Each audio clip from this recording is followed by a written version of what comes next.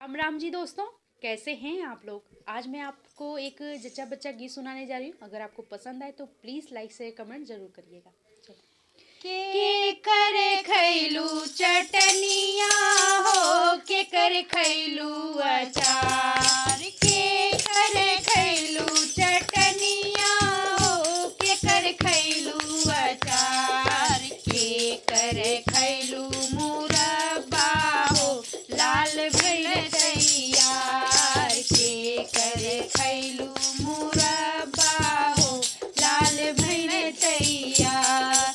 सासू के खैली चटनिया हो, जेठनी के अचार, सासू के खैली चटनिया हो, जेठनी के अचार, सैया के खैली मुरब्बा हो, लाल भइल तैयार, सैया के खैली मुरब्बा हो, लाल भइल तैयार।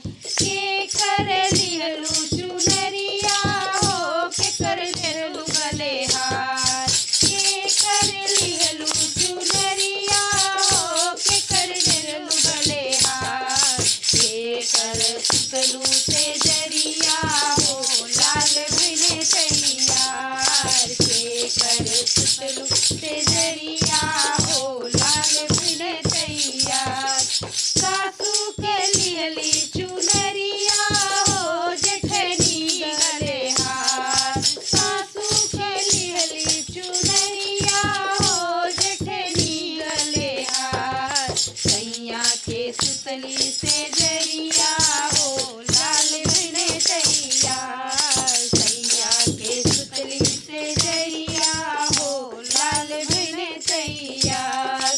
फाट चिट्ठी जई है चुनरिया हो, टूटी जई है गलेहार, फाटी चिट्ठी जई है चुनरिया हो, टूटी जई है गलेहार, नमवा जगई है होरिलवा हो, लाल भइल तैयार, नमवा जगई है होरिलवा हो, लाल भइल तैयार।